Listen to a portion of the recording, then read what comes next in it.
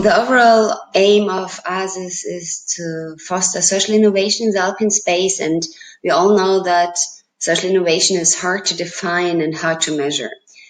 But nonetheless, there's a lot of projects being funded by different public bodies, so we thought it is a good idea to provide some decision-making support for public bodies.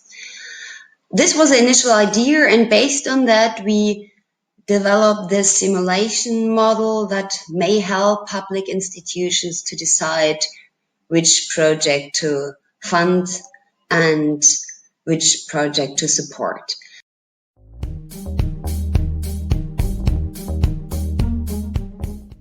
You asked me which data we used.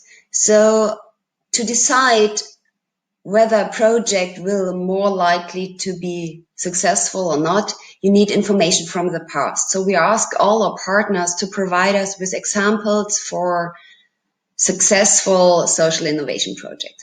We all know that success is hard to define here, as the projects come from very different areas like environmental issues, social issues.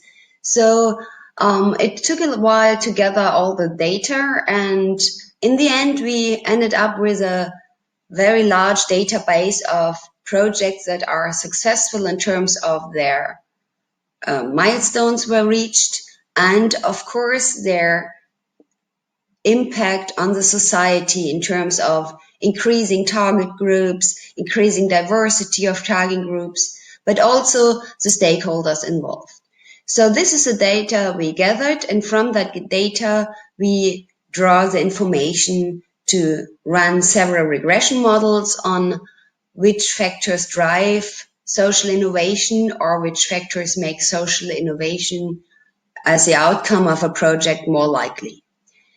So in the back you can see the software model, and I won't go through that more deeply now, but you see there is some information that we requested from our partners, like the sector, like the level of the program, like the target group size, the academic education, and so on.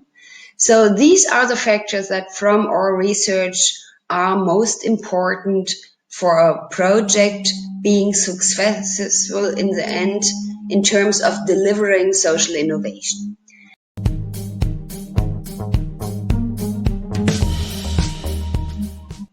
If you ask which factors are most important, well, of course, it is a mixture. It is not easy to determine the one and single factor that makes a project successful. But we see that also the interaction may matter, and this is why we selected these specific indicators.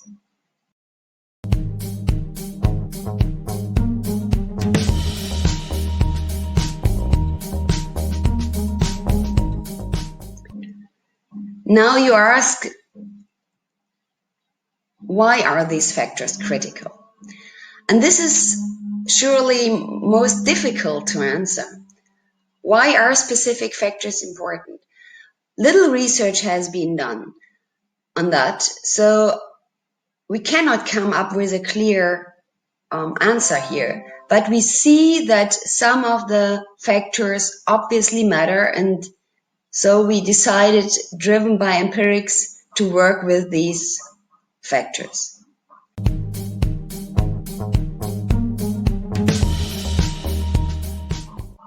To use that model, you need only very limited information. All that information that you would need to fill in that form and to run the model comes from a project proposal or from a business plan.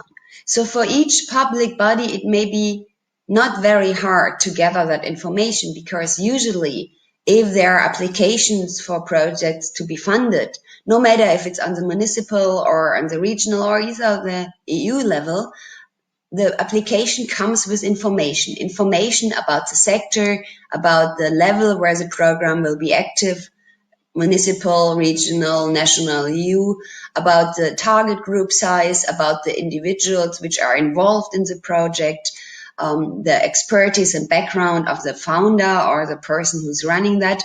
So all that information should be very easily accessible for public bodies.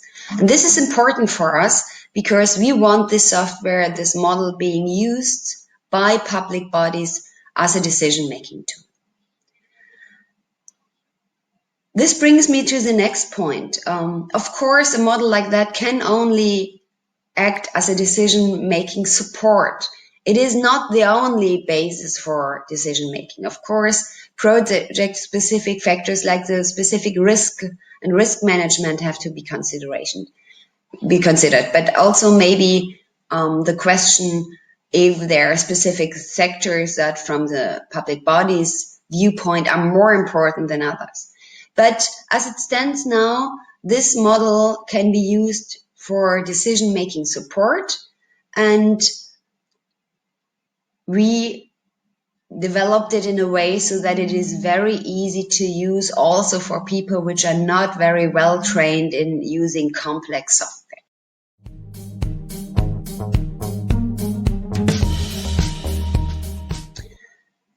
The model comes with a handbook and a very specific training video how to fill in and how to interpret results. This is also part of the ASIS project.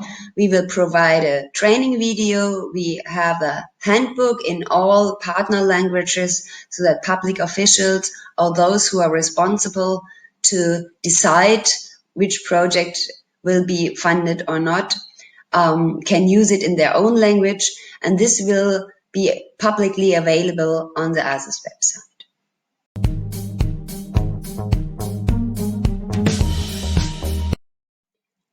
The same applies to the overall model. The good news is it can be used for free, and there are two ways to use it. Either you can use it directly in the internet, it's accessible on the ASIS website, or you can request a zip file and implement the software in your own intranet, so you can use it without any restriction of being online.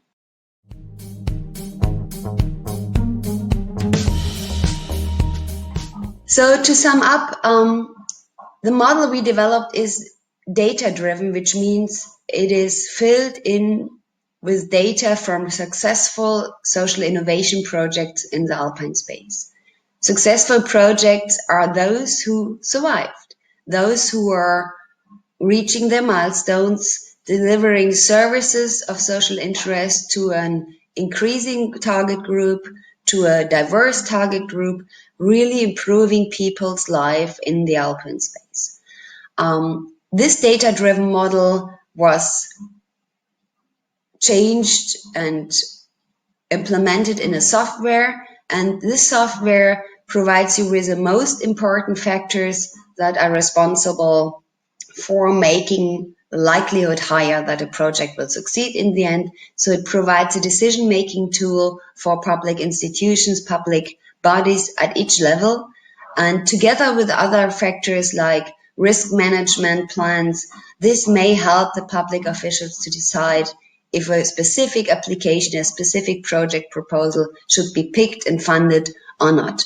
It's available freely, and you will get any support you need from the ASIS project to use that software and model successfully for the purpose of fostering social innovation in the Alpine space.